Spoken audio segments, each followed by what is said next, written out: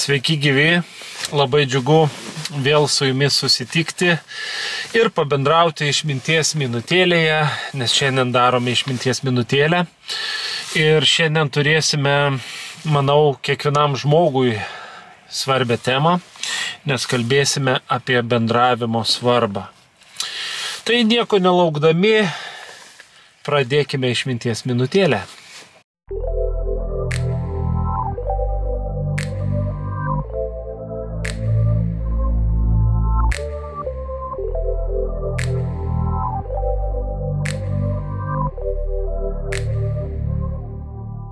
Ir dar prieš pradedant noriu pasakyti, kad sausio mėnesis jau eina į pabaigą, tai noriu priminti, kad vasario pradžioj padarysime klausimų atsakymų laidą, tai jau galite ruošti klausimus, tai rašykit klausimus po bet kurio video YouTube šitame kanale, taip pat klausimus imu ir iš Facebooko, ir iš Instagramo, iš TikToko.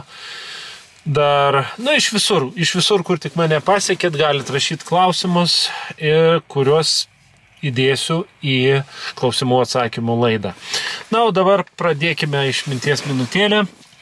Kaip ir sakiau, šiandien turime labai ypatingą ir svarbią temą, nes kalbame apie bendravimą, kalbėsime apie bendravimą. Taigi, žmogus yra, galima sakyti, socialinė būtybė, socialinis kūrinys, kuris iš prigimties turi norą bendrauti. Taigi žmogui reikia žmogaus. Jeigu pasižiūrėsim psichologiją kaip mokslą, kaip praktinę veiklą, ką daro psichologai? Ogi bendrauja su žmogum ir sako, kad taip padeda žmonėms spręsti sunkumus, spręsti problemas ir taip toliau. Tai kad spręsti, ką daro žmogus, ateina pas psichologą pabendrauti. Jau ne vieną kartą sakiau, kad bendravimas yra labai svarbus ir gyjimo procesui. Žmogus sveiksta greičiau, kai turi su kuo bendrauti. Iš savo praktikos galiu pasakyti, kad tie paaugliai, kurie turi mylinčius tėvus, kurie skiria laiko savo vaikams, paaugliams, tie paaugliai daug lengviau išgyvena stresą, patyčias ir taip toliau. Nes jie turi atramą, jie turi su ko išsikalbėti, pakalbėti ir taip toliau. Taigi matome, kad žmogui reikia bendravimo. Jeigu paimsim mažą vaiką, mažam vaikui reikia tėvų, paaugliui reikia taip pat ir tėvų, ir dar draugai atsiranda. Žiūrėkit, kaip paaugliai, ką jie daro. Jie netgi namų darbų nedaro dėl to, kad pabendrautų su draugais. Tai reiškia, kad įrašyta prigimtyje tas bendravimas. Ir Eriksonas tą patį sako, kad žmogui reikia bendravimo. Eriksono teorija, psichosocialinė teorija, kuri parodo, kad žmogus gali labai daug gauti gerų dalykų iš bendravimo, iš tos socialinės aplinkos. O kas yra socialinė aplinka? Socialinė aplinka tai yra kiti žmonės, taigi žmogus turi būti tarp žmonių. O būtent kas vyksta tarp žmonių? Bendravimas. Ir verbalinis, ir neverbalinis, ir taip toliau. Ir kas atsitinka? Šiais laikais yra problema, ir sakyčiau, labai nemaža problema. Žmonės po truputį tolsta vieni nuo kitų. Atrodo, jie būna šalia vienas kito, bet tuo pačiu labai toli vienas nuo kito. Kažkada ėjau koridoriumi mokykloje ir matau maždaug 5 mokinius sėdinčius ant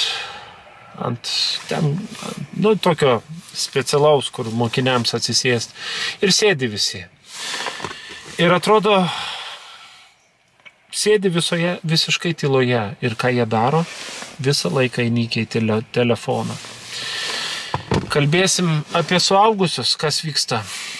Jeigu irgi, kai tenka pakalbėti su žmonėm, kurie dirba ofisuose, sako, atrodo, tu sėdi tarp daug žmonių. Atrodo, ten galėtum pabendrauti, pasikalbėti, bet ne.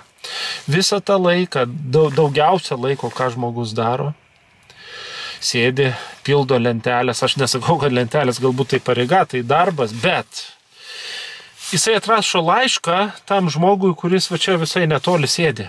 Atrodo, eini ir pakalbį, viską aptari, ką tau reikia, bet ne, jis atrašinėja laišką beveik valandą, nes turi galvoti, kaip rašyti, tikrint gramatiką ir taip toliau. Kiek laiko sugaišta atrašinėdamas laišką tam žmogui, kuris va čia prie pat sėdi. Atrodo, nueitų, per 5 minutės pasikalbėtų, išspręstų tai, kas neaišku, problemą kažkokią aptartų ar panašiai.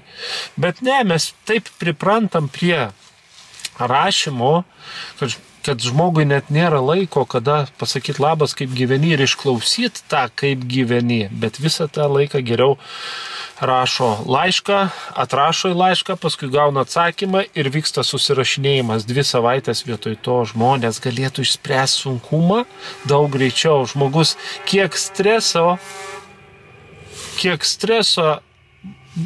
išvengtų streso, tiesiog bereikalingo streso, su kuriuo jisai susiduria ir kurio atsiranda vis daugiau ir daugiau, nes visi sunkumai, visi problemai, visos problemos, visi reikalai sprendžiami elektroniniu būdu.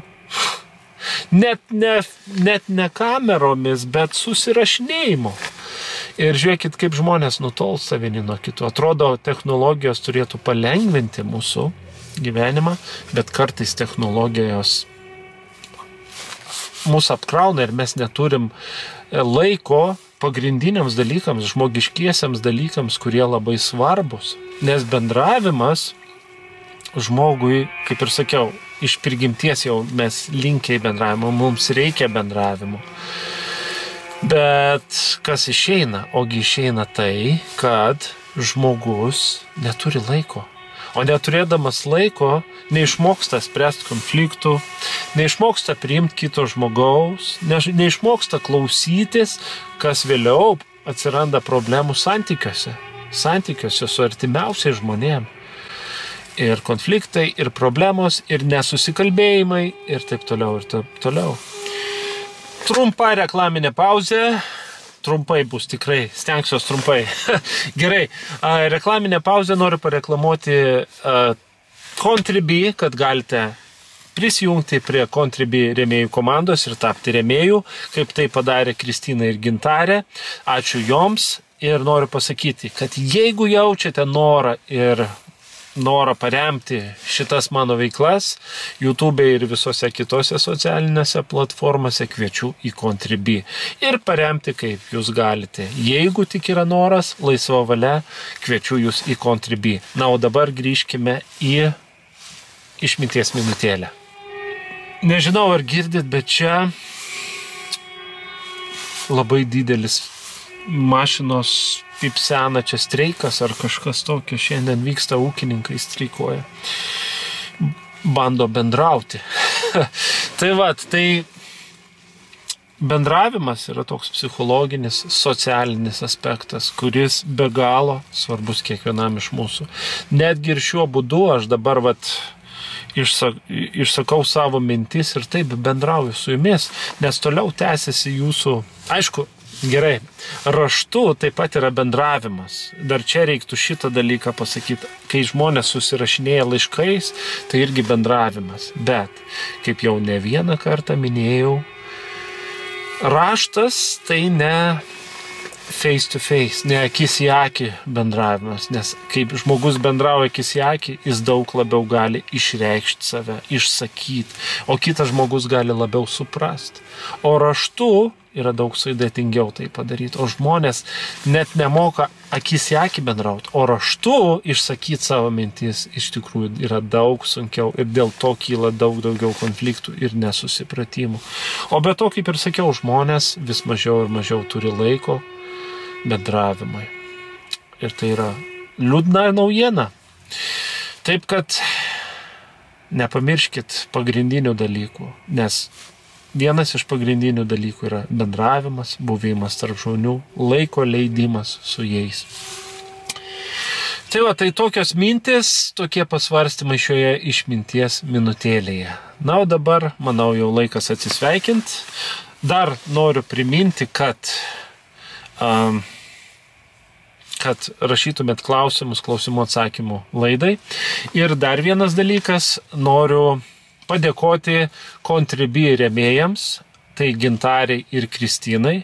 Atsirado nauja Contribui, taigi Contribui prenumeratorių vis daugėja. Tai kviečiu ir kitus, kurie jaučiat norą, laisva valia, kas jaučiat norą paremti šitas Audriaus Ivanausko veiklas, ne tik YouTube, bet ir Facebook'e, visur, kur aš čia viską ką darau.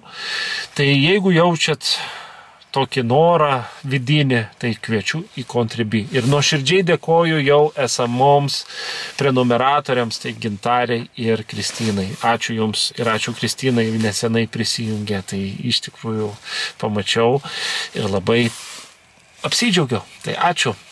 Na ir dar kartą primenu dėl to Q&A. Na ir viską pasakiau, ką norėjau. Tai šiandien tiek ir iki kito karto.